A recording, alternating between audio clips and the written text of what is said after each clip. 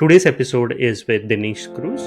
At the end of the day, the other thing I've learned was that most security problems are actually engineering problems or workflow problems or process problems, right? You guys are behaving just like the ones you complain about, right? You brought a bit of innovation, but it's almost like the bigger they get, the slower they become, right? If you design this effectively, nobody should touch production, right? There should be zero case, even in any scenario, you should ever need to touch production, which is a concept that when something is going to do a particular action to an asset, it will sort of do a demand to say, does the caller of this has the right privileges? If an LLM has both our data, we have to assume that one of us will be able to access somebody else's data. Hi everyone, this is Purushottam and thanks for tuning into Scale to Zero podcast. Today's episode is with Dinis Cruz. Dinis is the CEO and founder of the Cyber Boardroom and MyFeed AI startups, and along with that, two other startups in stealth mode. He brings a unique blend of security and engineering experience, expertise with over 20 years in cybersecurity and software development. Dinis, thank you so much for joining me in the podcast today. Thank you. It's great to be here. It's going to be a very interesting conversation. So before we kick off, do you want to add anything to the journey? I just summarized in 2 bullet points, but if you want to add anything on top of that. Yeah, so the thing I really like what you guys always talk about is this sort of scale to zero, which is something that I really adopted on my startups, but also on a lot of the work I've been doing for the last, I would say, decade. I've always started to be very allergic to these big infrastructure, big databases. I really equated almost things that have to run all the time with sort of engineering gaps, right? So I started a bit of a journey of what is the minimum stuff required to run what needs to be run, and then I realized that there was a huge amount of advantages from security, performance, reliability, etc. Right? But even engineering, right? So I really like this whole scale to zero. So I'm very glad to expand that. Awesome. And today we are going to talk about that in particular, like Kubernetes security, which is more of building and managing ephemeral environments, and also we'll touch on Gen AI and its impact on Gen AI as well. So let's get started, right? So you have been in the industry for a little bit and for a while, for a while, and you have seen from traditional data centers to all the way to dynamic cloud environments, and even today with Gen AI, it's all ephemeral in a way, right? From a strategic point of view, for someone who has come from, let's say, data center world, if you're talking to a security leader, it often needs a mindset shift, right? Because you are always thinking about your own servers, right? Server racks and things like that. Now it's all serverless, where you have no idea where the server is. How do you help them change the mindset from moving from static servers to ephemeral, let's say, Kubernetes workloads? I think the first thing is that, and I'm a little bit controversial when I say this, right? But I think that most engineering teams, most security teams have to also be engineering teams, right? You have to have developers in your team. You have to have people that understand, CI pipelines, deployments, etc., right? Because like you said, when you go from an environment that is crazy, in a way, stale, right? Like it doesn't change a lot. It's pretty sort of defined, and releases happen at very slow cadence, right? You kind of get away with a little bit, right? But when you move into the cloud, and especially the more and more the cloud got well adopted, the speed brings a lot of challenges, right? And like you said, when you look at some of these environments, they are ephemeral, which basically means that the environment grows and shrinks, and and if you don't have an engineering approach, it means that there's a lot of conversations that your security team is going to find hard to be involved in, right? But also, there's a lot of times where you do need to build a bit of tooling, right? You do need to customize, you do need to take into account, because the technology is not perfect, right? And and at the end of the day, the other thing I've learned was that most security problems are actually engineering problems or workflow problems or process problems, right? Security is just a side effect, right? But I think we have a very important role to play. But I think that when the move from one world to the other, brought a lot of advantages, but also brought a lot of new challenges, right? Yeah. And so it's funny that you mentioned you start with good security is good engineering. Like in our previous episode, we recorded with Dakota Riley, and he started with the same thing, Uh, that if you want to have good security in an organization, you have to have good engineering practices as well. That's like it's like one to one mapping I can do with what Dakota said. Look, So now, the best teams that did that I always seen as a security were always the best engineering teams, because for mhm, them security is a property, right? Like, of course they're going to validate their right, inputs. Of course they do patch management. Of course they do identity access management. Of course they manage their deployments, right? And there was an mhm, interesting moment when that shift occurs, where I guess from a security we were like, this could backfire because now vulnerabilities can be shipped much faster, right? So there was the idea that, like before we had a bit of time, now we have no time. But the irony is that the teams that can ship very fast are also the teams that can fix very fast. So you actually end up with a mhm, situation where those teams have much, in a way, lower number of issues, lower number of problems, lower number of some of the concerns, because they can make changes much faster than the teams that can barely touch their environment, and the build takes 2 days or 5 hours and right. they deploy once a week if you're lucky, right? Mhm. Yeah, yeah. So you touched on few challenges. So what are some of the common challenges that you see when leaders are shifting their mindset from like traditional data centers or traditional server-based approach to serverless approach in a way, or Kubernetes? Well, I think one of the challenges was that now you move much fast, right? I think, like you said, like the ephemeral nature of the situation, it is a problem, because look, I remember being involved in an incident where the container where that caused the problem was long gone, right? Like, it's like, Mm-hmm, how do you do that? And I still think that most organizations don't do a very good job with logging, monitoring, and real time information, and also capturing a lot of information, which is why we end up creating a SIM. If you think about it, right? A SIM only exists because the dev team and the engineering team doesn't have those things, right? And that also goes to the heart of a lot of teams still struggle with getting funding for non-functional requirements, right? Which I think AI mm-hmm. might change a bit. Maybe we'll touch that in a bit later. But I think also historically, a lot of teams struggle with getting funding for non-functional requirements. Functionally, Yeah, yeah. basically all the other stuff to do with, outside of, what does the product do, what the solution does, etc., right? Because they get very top down driven, sponsorship, etc. And again, monitoring and logging and, in the way security tend to almost be like this thing that they have to do a bit, and we sometimes have to fight for that, 10%, 20% that they can squeeze in a sprint, right?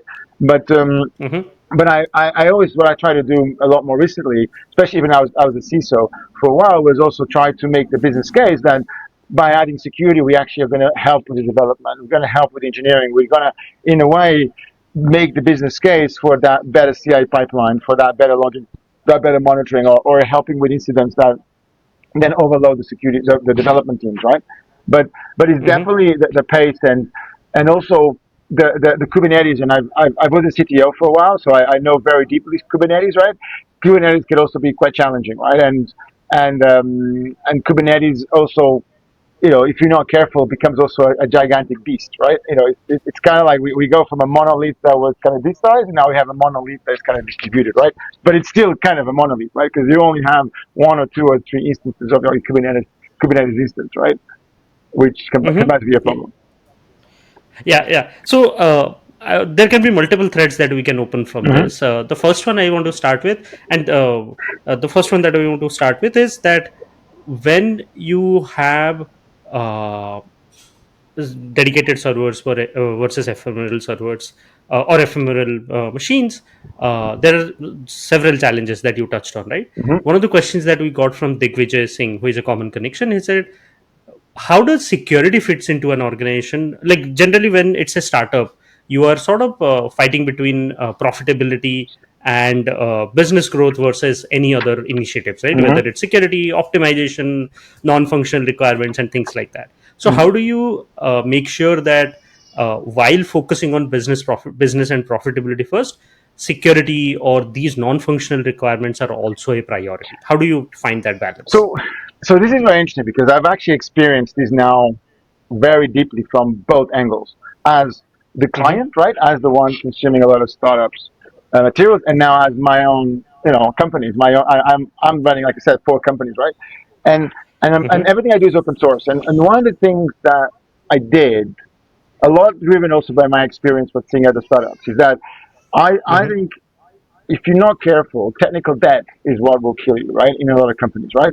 So I spent, ironically, the first major bit of time that I spent when I was like, 100% on developing was on the build environment and the CI pipeline. That's almost the first thing I built, right?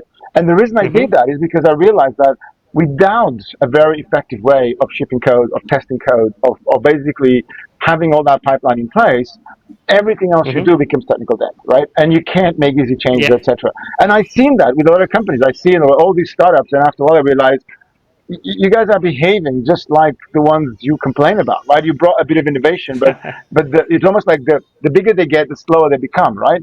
But what I've Mm-hmm. experienced is that when you do good engineering and you kind of keep focusing on those non-functional requirements and the testing, etc., is that the more you have, the faster you go, and that's kind of where I'm Mm-hmm. now.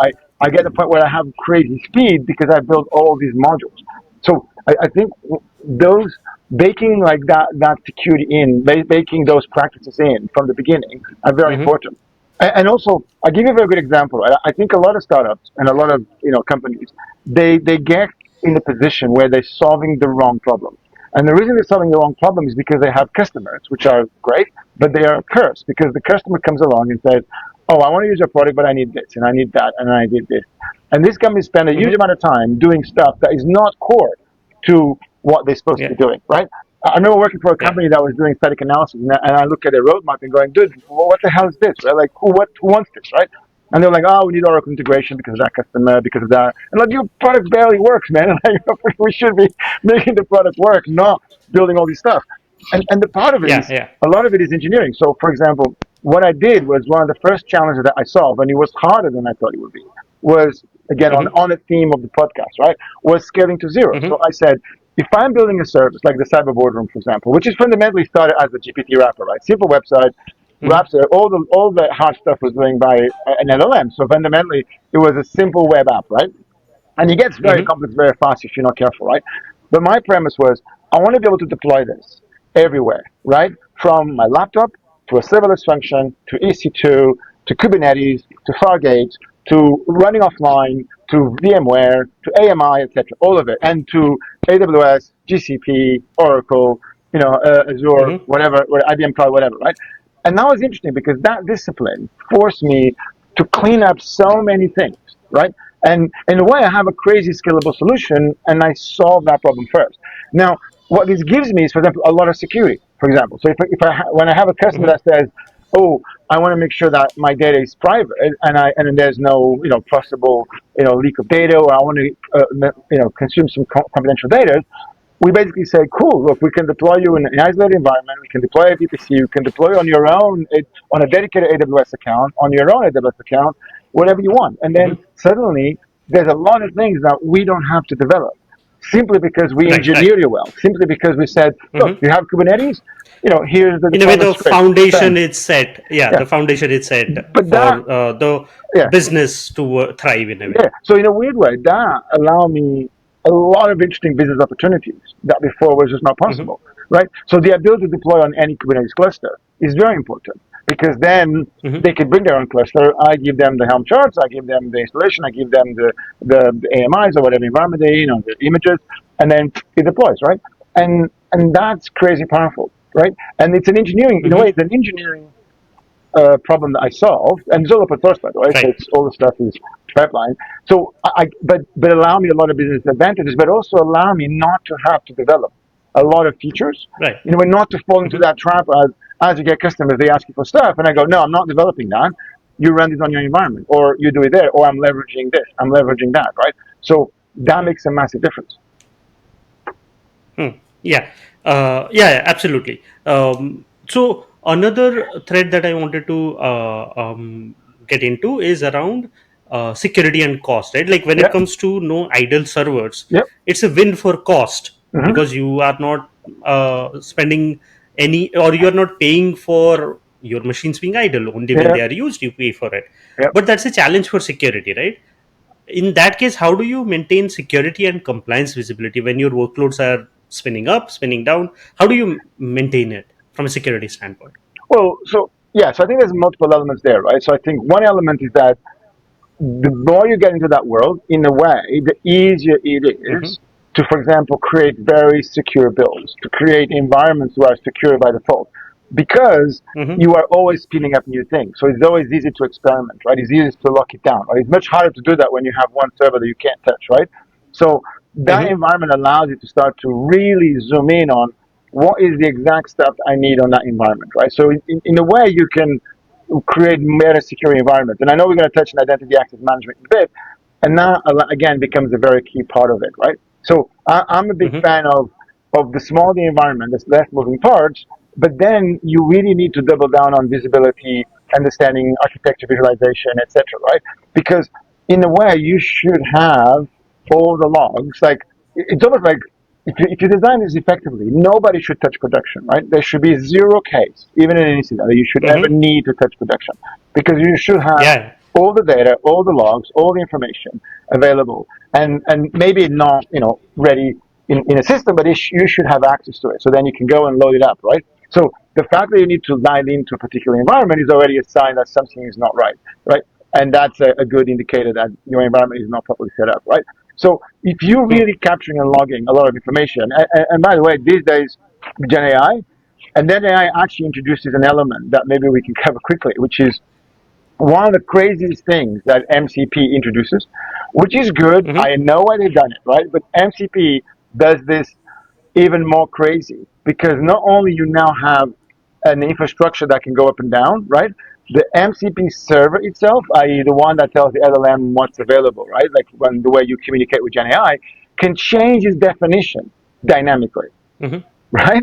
So imagine answering an incident where not only the server that was supposed to be there is not there, the endpoints that the server was providing could have been different. Would have been different in the hour or the minute of the incident than later on, right? Right. So Right. Right. that's why. See, I think Gen AI is gonna, in a weird way, is gonna allow the technical teams to make a lot of more business cases and get a lot more investment on non-functional requirements, like logging, for example, because the business Mm-hmm. now will understand it. Because the business now is going to Mm-hmm. go into vibe coding, into all sorts of stuff, and they're going, oh, yeah, we really need to get a better understanding of what just happened or what's going on. So I think you're going to get an interesting dynamic where there's a lot more appetite to build really robust systems, and logging and monitoring, like you said. And like, for example, like Mm-hmm. most tools, security tools, suck at this, right? Like they're really bad. Because I remember once Mm-hmm. talking like on the ephemeral thing to a vendor, and they said, okay, what's the licensing model and blah blah blah. And then we're like, dude, you have to understand that we spin up 1,000 containers, 5,000 containers a day, right? So we have Mm-hmm. 5,000 theoretically VM a day. How do Mm-hmm. you handle that? Like, like you can't Yeah. load up in your UI. Your UI has to, and your technology, your graphs have to take into account that we don't only have one element, we have 25. Now, or sorry, we have much models and we have 5,000 of them a day. The interesting thing is that you don't have 5,000 different ones. You have Mm-hmm. 5,000 that should only be 10 or 20 or 30 different ones, right? The rest is just copies that go up and down, depending on your traffic. But Yeah. I think logging and So. monitoring is literally the thing. And actually, just going back, I think identity access management is the key for all this, right? I think the way Right. we will, maybe we can get into that, right? I think we Yes. got Yes. away a lot with it in the past. I think we really never had good control of it. We overprivilege everything. We have keys with massive amount of privileges. And it's not the developers and engineers' fault. It's just the system was rewarded for that, right? Our infrastructure, even the cloud infrastructure, was never very good at allowing that granularity. But now, especially with the Mm-hmm. Gen AI agents in the middle and the blast radius, I think we have an opportunity to really say, look, the only way that we can really contain what the hell a particular service can do is via the identity access management that is used on that request. So the Mm-hmm. tighter that is, the more we can control the blast radius. Right. Right. So we'll come to identity and access management in a second. One last question. Like you touched on logging, right? And Yeah. the more ephemeral environment you have, the more noise it creates, like more logs it generates as Yeah. well, right? So one of the questions that we got from Esteban Hernandez is, when it comes to logging, there more data is believed to provide better detection results. Mhm. However, noise and cost becomes too much, right? how do you choose what to analyze in real time versus what to analyze Yeah, asynchronously when it comes to security? yeah. So, I want to be a bit critical of our industry. Right? I think we fall into a trap where most of the solutions to do with login monitoring make money or are rewarded by ingesting the data, right? So they all Mm-hmm. design the systems with the idea that give us all our data, we make some sense out of it, right?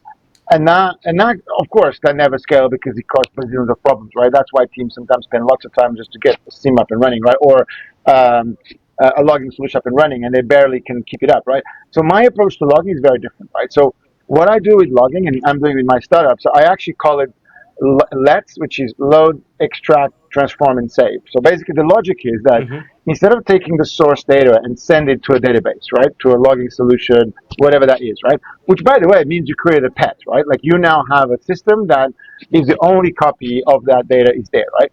So my approach is Mm-hmm. you take whatever log data is, and ideally this is where you want to go as granular as you want, and you save it into cloud storage, right? You basically use cloud storage as your database. And then what you do is you create a series of transformations, which is what I mean by you load it up, you extract it, you transform it, and you save it. So you go from one cloud storage to another cloud storage to another cloud storage, and every time you do this, you clean up the data a bit, right? And then in the end, you Mm-hmm. send it to your platform, right? So the power of this means that you actually then focus on sending the least amount of data to your login platform. So you make sure that it's only cleaned up. You now have Mm-hmm. transformations in place. So you can basically say, oh, I'm going to take those raw logs and extract this information from it. But you always have access to the original data, right? So, Mm-hmm. so the logic here is you have a CI pipeline that builds your log stuff. You always have the original data. You always have the maximum granularity available, but it's put it Mm-hmm. somewhere. And again, storage is super cheap these days, right? And and what happens is, and I've seen this done, in different formats, is that you have your normal logging doesn't have a lot of granularity, but you can then say, right, for this day or for this period or for this hour, load me up all the data that you have, right? So then you get all the data, but it's only for that specific bit. So you get like Mm-hmm. aggregation data, which is much cheaper to store and manipulate, etc. But then when you want to zoom in on a particular thing, you reload the data. The problem is you need to make sure you have the raw data available, right? So the way you deal with the problem you handle is by not having that problem in the first place, which is you don't send your data into your big infrastructure. In fact, I even say that your logging infrastructure should be ephemeral, right? I should be able to Mm-hmm. delete the entire logging infrastructure, right? Completely on a Friday, right? Or a Sunday or whatever, right? And then you should have enough data to rebuild it easily. And this is a good example of we don't apply the same engineering principle to even our own security solutions, right? Because if we did, we would have much cleaner solutions, right? So the Right. power Right. of this model, and I've seen variations done like this. Like I said, some people transform this, and some have this some big ELT, extract, transform, and sort of pipelines, right? And Mm-hmm. and I think it's always the idea that you store everything, but you only send a small subset to your main logging platforms, and then on demand you load what you need, right? And that actually Okay. keeps the cost down because the cost of Mm-hmm. storage is literally orders of magnitude, lower than whatever cost of the platform that you have on your database that you have running there. Right. Makes sense. Makes sense. Yeah, that's a good balance to strike. The next thread that I want to touch on is identity, right? Like you Yeah. slightly touched on that. Hmm. So when it comes to this new, like generally now, earlier in data center world, it was said that network is the perimeter, right? When it comes to Yeah. your security. Now in the cloud native world, we say identity is the new perimeter. So when it comes to these ephemeral environments, Yeah. serverless environments or containers or Kubernetes, how do you manage and audit the identity and access when your workloads have very short life cycles? Well, I think the dirty secret is very few people do it right at the moment, right? Very few people actually end up doing it. And it's not their fault, right? It's just that the systems that we end up building, right, today, I still Hmm. don't think are very fit for purpose because they overprivilege everything. So if you think about it, if you Hmm. have an ephemeral environment, right, you should have ephemeral Hmm. identity, right? If you think Hmm. about it, right, that's how it should be, right? In a way, what we should be able to do is if I have an environment that spins up and spins down and does stuff like that, I should be able to give that environment the exact privileges that it needs to do that Mm-hmm. for that particular request. In fact, you should go all the way down to the request, right? You should go all the way down to, for this particular task, this is what you're going to do. So this is the credentials that I'm going to give to you. And when you talk to other services, you pass the identity.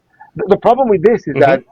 it's actually a tough problem to solve unless you understand how everything connects. The problem is and this is why I think Gen AI is very powerful because it's the first technology that actually will allow us to understand what the hell is going on, right? And I know Mm-hmm. this when you do a threat model and you say, let's do a threat model and let's start, grab a pen and start drawing it, right? Which basically means that they don't Mm-hmm. have an up to date diagram. Now, assume a Yep. world where we have very good understanding of the code, of the structure, of the Mm-hmm. permissions, of the architecture, of the flow, and Gen AI allows us to do that if we would let it help with the documentation, right?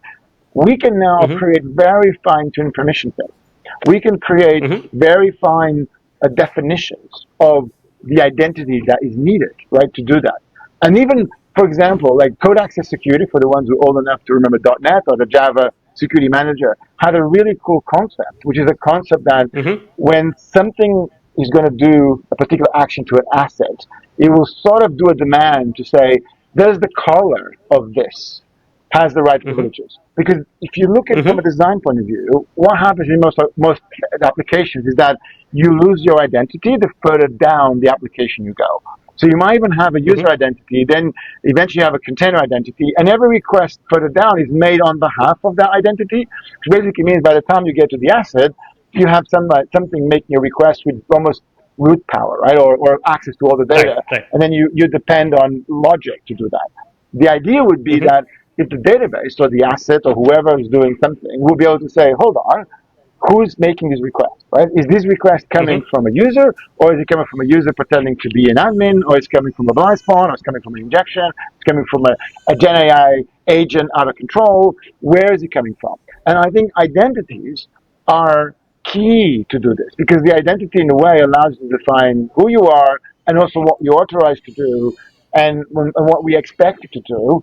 And it would be even interesting to say to have identities that take into account the sequence of events, right? So Mm-hmm. I think of these like graphs, right, and semantic graphs and structures. So even the identity should be like, if you let's say you're going to send an email after you edit the calendar, after you book something, after you do this, you should not. The first task should not have send email capabilities, right? And the sending Mm-hmm. capabilities should not have privilege to edit your calendar, and I should not be able to call this service from here, right?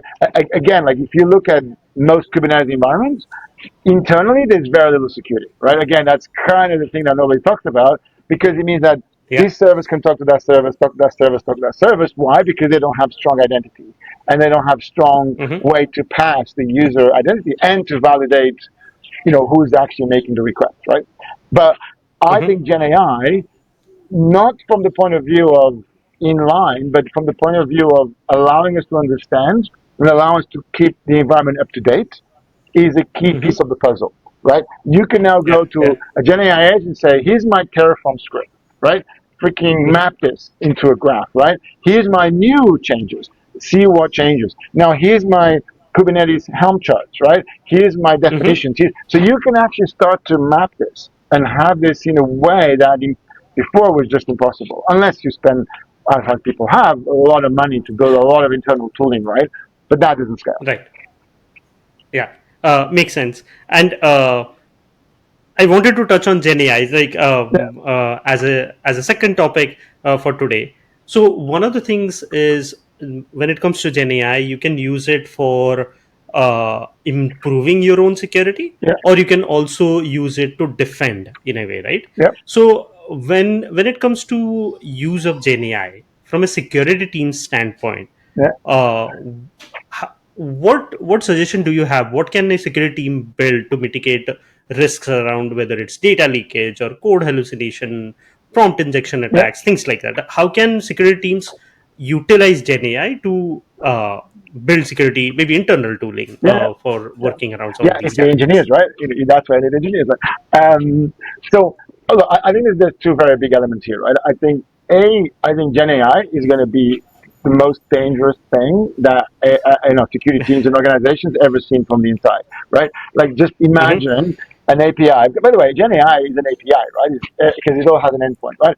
Imagine one of your Kubernetes nodes now with Gen AI capabilities being used to attack the other nodes.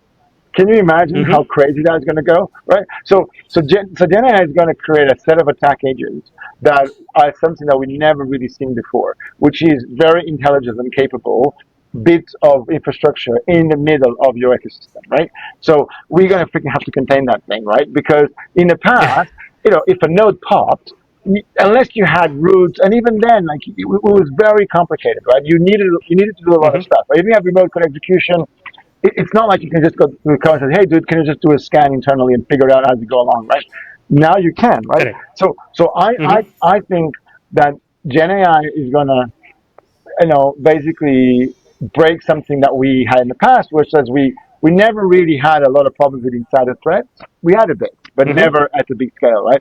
But I also think Yeah. that Yeah. from a security point of view, the thing I Mm-hmm. always tell my team is that our job is not to protect everything. Our job is not to, like the whole thing of the attacker has to hit once and you have to protect everything and all that stuff. I mean, that's bollocks, right? The Mm-hmm. attacker has to do 10 things in a sequence for it to work, right? Our job is to reduce Mm-hmm. that, to break that chain, right? But the problem is that we Mm-hmm. always struggle to understand the infrastructure. We always struggle to view because the biggest advantage that we have against an attacker is that we should know what good looks like, right? So if you think Mm-hmm. about it, like the attacker will make a mistake, and what's the mistake is when the attacker triggers a call that was not supposed to happen. It does an action that was not supposed to happen. It does something malicious, or not malicious, or at least exploratory, right? The idea is that if Right. we Right. know what good looks like, we will catch those. We will we will Right. start to see where the attacker is. We know what they're doing. We understand the blast radius much more effectively, right? The problem is that Mm-hmm. to do that, we need to understand the system. So I actually think that the biggest opportunity that security has Mm-hmm. now is that we finally have an opportunity to really understand how things work together. Because the Mm-hmm. reality is that most businesses don't. Because most businesses are fragmented, multiple teams, multiple stuff. The people who wrote that sometimes are not even there, right? And then people move Yeah. on. There's all sorts of stuff, right? But security, we are the only team in the entire company that can have access to all the data, all the information, all the documents, everything, right? We just need to ask, right? Especially during an incident, then Mm-hmm. it's a motorway, right? So I think our opportunity in this case, from a defense point of view, is to really Mm-hmm. understand what the hell is going on, right, in the Mm-hmm. applications, in the environment, in the ecosystem. Going back to the cost, right? Like, why do you have these systems running all the time, right? Why do you have systems that could go up and down? The reason is because a lot of teams are afraid to make changes, right? They learn that, hey, it's better to keep that thing up because if you go too aggressive, then freaking shit might go wrong and then we get blamed, right? Yeah. So it's almost a perverse Right. Right. model, right? So they get rewarded Mm-hmm. for keeping more stuff up and have resilience Mm-hmm. because they don't have sometimes the right information to say it's okay to go down to small. It's okay to have that in system. So I think security, we need that in order to defend. Like we need, like when you have an incident, like I said, like we need the data, we need the stuff, we need to be able to go back in time. Like we need all that Right. information. And I think Gen AI, some of the models allow us to do that because they allow us to understand data, right? They allow us to Right. say, oh, I can now consume five different ways to write an Helm chart because each dev Mm-hmm. team did it differently. It doesn't matter because I can go to a Gen AI model and say, hey, transform me that into this, like translate that into this primitive, into that primitive. So for me, the opportunity, So yeah, so sorry to interrupt, but one question that comes to my mind is Gen AI generally is seen as a non-deterministic approach, right? Like it's not deterministic. The uh, example that you yeah, gave, you go to the Gen AI and say that, hey, give write this help chart for me. no, no, no, Each no, no, time you no. say it will. Okay, different. I agree, right? But the Mm-hmm. way I use Gen AI is I use it to translate, and that's very different. Hmm. So the first thing, and even from a security point of view, right? Like the first question that you want to understand when you look at a Gen AI solution is where is the data, all right? Like if the data comes from the Gen AI, because remember the Gen AI is a compressed model, right? It's like a zip, Right. very effective zip, right? Because they learn the data, right? And also it's a world model that doesn't really understand where the truth begins and ends, and that's fine. That's the thing. But where they're very Mm-hmm. good at is if you give it data, right, and you say translate this, the Gen AI is very good at that, right? It doesn't tend to hallucinate, Mm-hmm. especially if you put, for Okay. example, three in parallel and you ask three to do the same thing, and then you go, and if they agree, you have a high degree of deterministic, right? And you add to that, what I do is I tend to most of the time create semantic graphs. So I create ontologies and Mm-hmm. taxonomies on top of the data.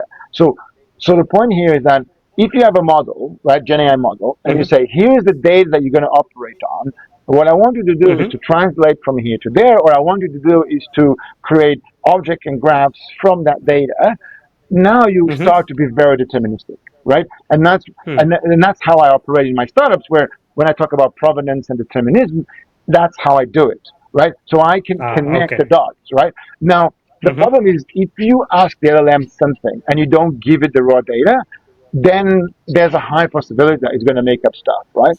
Because it doesn't Okay. have the raw data. The other thing that's important here from a security point of view is that the idea that you can train the model with a lot of data and then uh, use it to contain who sees what is absolutely Mm-hmm. crazy. And a lot of people are finding that the wrong way, right? So if Mm. an LLM has both our data, we have to assume that one of us will be able to access somebody else's data because you Yeah. can't rely on the LLM to do that. So the way I handle that is Right. to say, don't create the problem in the first place. So basically, use Mm-hmm. normal app tech, use normal infrastructure to make sure that the LLM only gets the data for me, only gets the data for you, only gets the data for that particular user. So this is what I'm saying that Mm-hmm. you don't get the LLM to write the Helm charts, but if you can go to LLM and say, here's an Helm chart, right? Describe Mm-hmm. me what it is, right? Look, even something as simple as describe for every commit on an Helm chart, map out if Mm-hmm. there are security implications, what is changing, like what is the context of what's changing. Because I guarantee Mm-hmm. you that even security experts, if you look at freaking Helm Mm-hmm. charts, there's no way that a lot of the times you will pick the nuances of actually what's happening on them. Right. They're complex, they're Right. Right. closed, you don't have the stuff. But the LLMs are actually very good at that, right? The LLMs are Mm. very good at understanding because for them, code is just, in fact, a lot of them learn on code, right? So I Mm-hmm. do things where, for example, I say, here's my original code, now here's the analysis, and I say, here's the diff of my changes, can you update my analysis? And then, of course, you review it, right? And then eventually you realize that, yeah, it's actually doing a really good job, and you tweak some stuff. But that capability from a development team, we never had that, right? Like we used to Mm. have to do thread modeling as a way to social Right. engineer the dev teams to tell us what the hell is going on, right? We have to go, hey, give Mm-hmm. me your network diagram, right?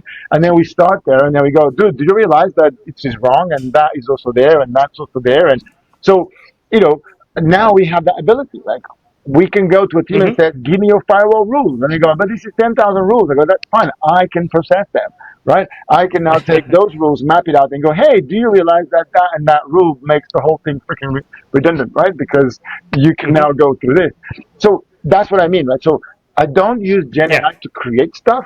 I use Gen AI to Mm-hmm. transform, to translate, and to, in a Mm-hmm. way, create these graphs that I can then analyze with a lot more Mm. determinism. Okay, that's smart. That's what I was trying to understand. Like when if you work with any Gen AI models, these are non-deterministic. How do you work around that and things like Yeah, that? One of the things that you touched on is that with Gen AI adoption and running them in, let's say, Kubernetes environment, if it gets attacked, yeah, then imagine the impact that it can have. Like it yeah, can talk to your entire infrastructure, it can yeah, delete, it can get data, and all of that. yeah. So how do you anticipate what attackers might do using Gen AI to target your Kubernetes environments, and how do you defend sort of those things? Well, I feel like, again, I'm old enough to remember the early days of AppSec, right? The early days of SQL injection, the early days of cross-site scripting, of server-side request forgery, right? Where it was kind of the same thing. Mm-hmm. People did it. Then we came along from the security going, hey guys, it's a bad idea. And they're like, yeah. And then we Mm-hmm. came along with crazy exploits. And they're like, yeah, it's a bad idea. Maybe let's do something about it, right? And then you come up with Mm-hmm. solutions, right? Like, but in a weird way, we spend like 20 years in security trying to separate code from data, right? Like, let's make sure that Mm-hmm. we really understand what is code, what is data. And then, of course, the LLMs come along and freaking everything is code, right? And Right. everything, Right. so I don't think some of these things have a solution, right? I think a lot of people who propose solutions, I think they, and that's why a lot of Gen AI projects are failing because, like, the thing that sometimes is hard to visualize is whenever you have an LLM, especially when it does multiple steps, right?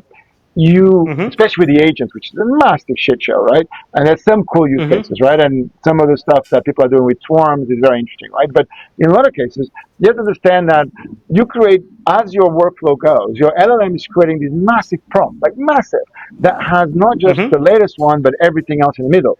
Now, Mm-hmm. everything that you put in there has the potential to do SQL prompt injection, right? And this Mm-hmm. could even be, and there's some examples now. It could be a DNS entry, it could be a text, it could be a title, it could be a tool description, it could be a result from another tool, it could be a web page that has stuff in structure. And I don't even think that we have discovered how to do buffer overflows in the LLMs, which we will, right? At the moment, it's still like very freaking basic examples. It's like, hey, it's like we still we're still in the Yoda moment, right? Hey, this is not what you're thinking, right? Like, hey, by the way, don't look at this. Like kind of mind tricks, right? And they work, right? That's the crazy thing, right? They still work, but I still feel that Mm-hmm. we're gonna discovering all sorts of crazy stuff. My point is that we need to start looking at every one of those modules, your pods that have Mm-hmm. like radioactive stuff, right? Like we should look at those Mm-hmm. and going, that should be a red freaking dot, right? And we should ask the question, what happens if that thing starts attacking all the other nodes, right? And the reality is that in most environments today, they won't be able to survive, right? Because they don't Mm-hmm. have enough isolation, they don't have enough stuff, right? And look, I've done enough Kubernetes development to that even when we were not doing malicious stuff, we would blow up a Kubernetes cluster.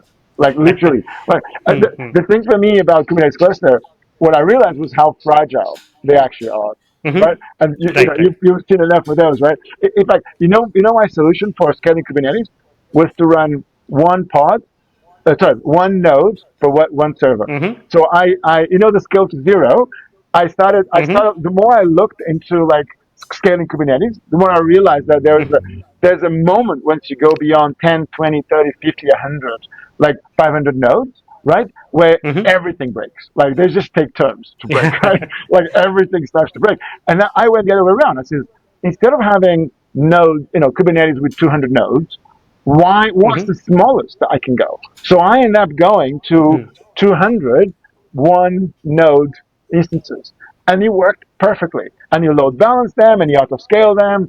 And it forced some engineering decisions, but you had such a Mm-hmm. much better solution. So in that case, I scaled to one, right? So I scaled Mm-hmm. Kubernetes to one. And then, of course, the control plane is very light. But I think this is what people need to do. I think, the way I would protect that, I would say, I'm not going to put those agents in a freaking massive Kubernetes cluster with everything on it.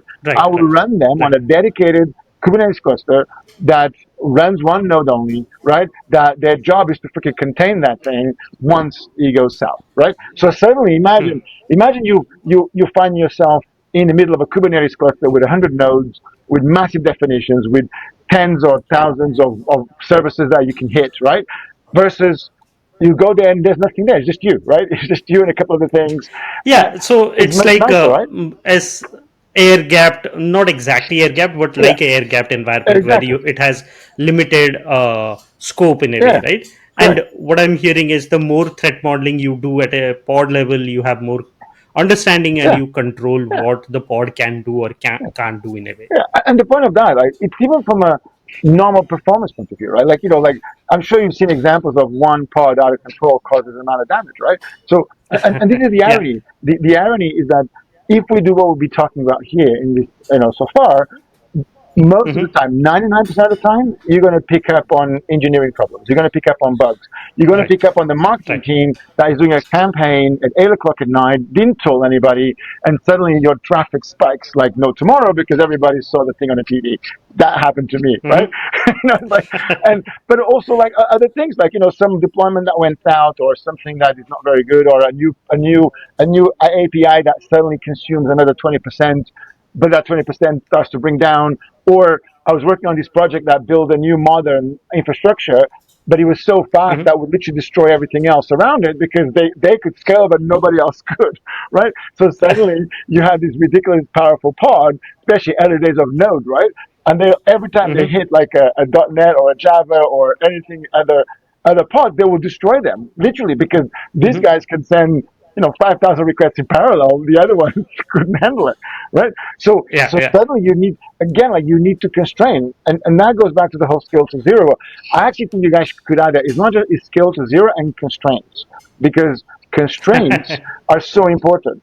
And in fact, on Yeah, that yeah. on that topic, one of the things I'm adding to my pipeline and my infrastructure is I'm actually going to put billing and constraints and budgets at the heart of every Hmm. single service. So I'm basically going to a Okay. model where every service that I create, every capability, every API, everything gets given a budget, right? And that budget Hmm. and almost those keys allow me again to control any problems that might occur, but also from an engineering point of Hmm. view, it forces you to solve lots of interesting things.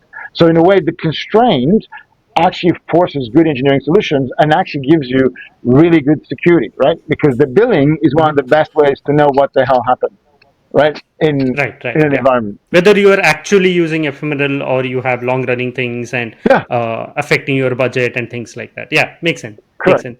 So one aspect when it comes to Gen AI that is talked about a lot is that will Gen AI get rid of all the jobs, right? Yeah, And at the same time, we hear that there is human in the loop, human in the yeah, like in the feedback loop and things like that. As we increase adoption of Gen AI, yeah, particularly automating security tasks, the SOC analyst work, and things like that. How will the role of security engineers evolve? yeah. So first of all, the only people who say that Gen AI will replace all the jobs are the people who sell Gen AI solutions and the companies who always like to fire people as soon as they can, right? I actually Hmm. think that we're going to need more developers, we're going to need more engineers, right, than ever before. But the role will change a little bit, right? But what's going to happen is that, and this is where I think in worldly maps and the evolution, right? So we are commoditizing the Hmm. ability to create environments, right? So what's going to happen is Hmm. every business function in a business is going to become Hmm. what would look like a full-blown DevOps development 10 years ago, right? So you're going to have Right. HR shipping code, you're going to have finance shipping code, you're going to have procurement, you're going to have stores, you're going to have marketing, you're going to have project management. Every function in a business will start to ship code. Why? Because they're already doing it, but it's called Excel, right? Everybody has a Hmm. freaking Excel document, right? And documents. They Oh because yeah, yeah. because that's what they had, right? And by the way, the business runs on Excel, right? Most of the time. So Hmm. what's going to happen is that team, they're going to discover, and they're discovering, call vibe coding. I like to call it no code development because it's like you code but you don't look at the code. But they're gonna need a developer next to them, right? And what is the developer doing? The developer is doing non-functional requirements, right? Because what those guys are finding, and and women and whoever's doing that, they're finding that, oh, it breaks, and I need to deploy it. I need to be consistent, and I need logging, and I need security, and like, literally, they now can do all that stuff Yeah, except yeah. the non-functional requirements, and I need scalability. Hey, Hmm. there's a reason why we came up with Kubernetes in the first place, right? So, so I think that actually what's going to happen is that the role will change a little bit, right? I think, Hmm. ironically, I think it changed more from data center to cloud than from cloud Hmm.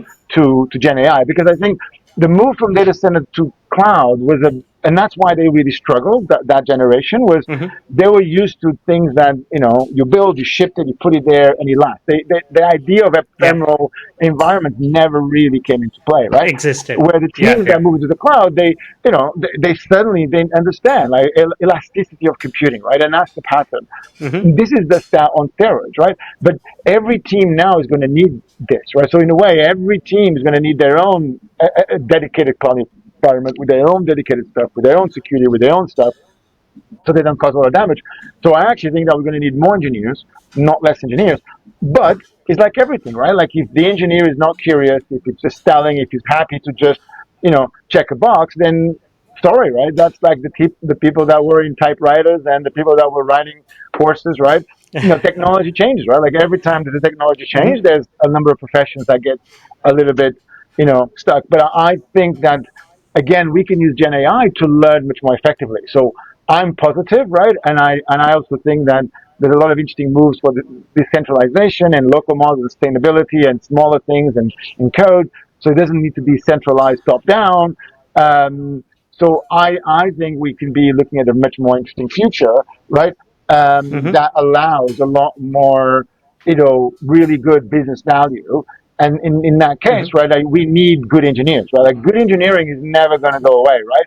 We need good Yeah. engineers. And look, there's a reason when I said that we were hiring, user engineering team, in my CISO roles, we would hire developers and make them security engineers because we realized that if you bring a developer, the developer already understands how to ship code. They know GitHub, they know development, they know Python, they know whatever language they code in, right? They understand processes, right?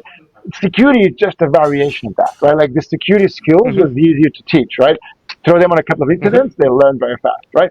But the the development mindset is something that again, That is is a bit key. different, right? And sometimes I would speak to like these, business analysts and people from the business, and I say, "You are a developer." They're like, "No, I'm not." I'm like, "You are because what you do in that tool is exactly what we do in development, except that you think that development is about writing code, but it's not. Development is about figuring out the problem, solving it, creating artifacts, right? Working with Yeah. abstractions, right? That's what development is, right? So I think we're going to need a Yeah. lot more Yeah. developers. In fact, we're going to need a lot more engineers, right? Who know how to build resilient systems and who know how to basically build the non-functional requirements, while the business is going to go crazy building apps, right? Like literally, it's Yeah. Yeah. going to go.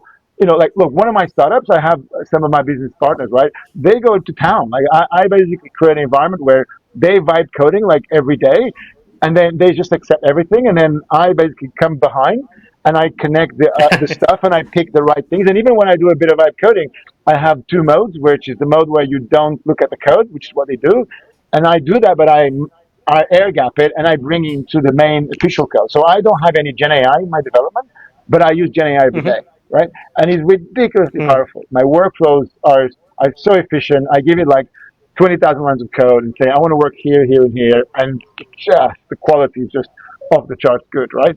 But you can't let it loose, right? That's the thing. So again, Yeah. Yeah. you need to be a You good need to have the engineer. guardrails. Exactly, right? And you need to learn. And so again, if you're curious and you learn and you are interested and now it's almost like, where do you want to be? Do you want to be close to the customer or do you want to be close to the metal, right? I think Yeah. we need them everywhere. Yeah. Yeah. Makes sense, and I liked how you connected it back to how we started, right?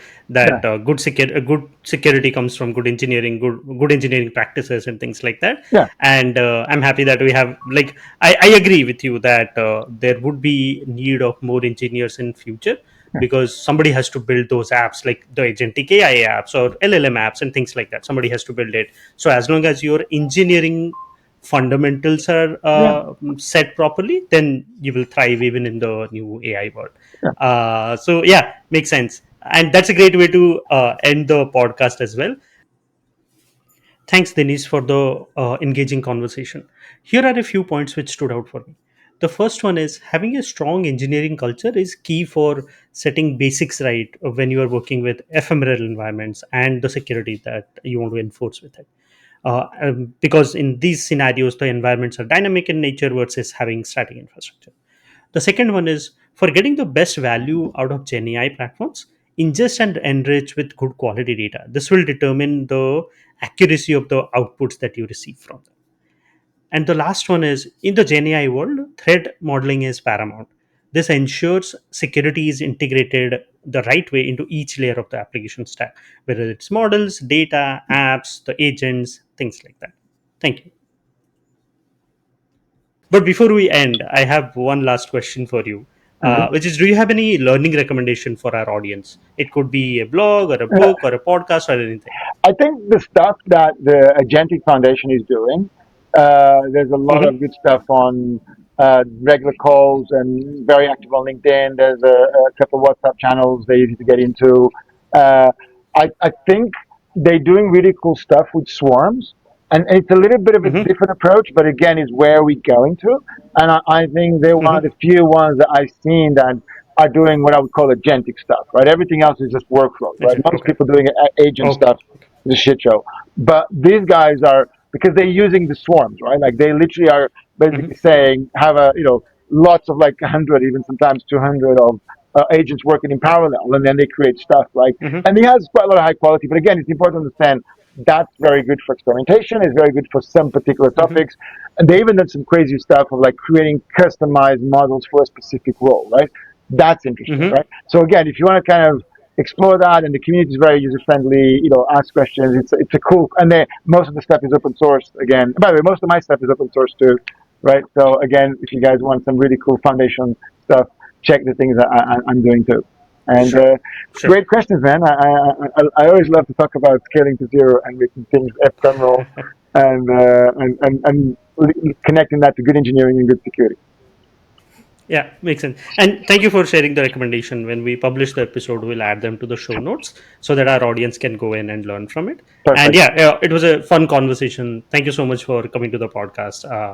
There was a lot of learning for around the scale to zero, the ephemeral environments, Gen AI, and things like that. Cool. Yeah, thank you so much for coming Thank you. to the Thanks for having me. podcast.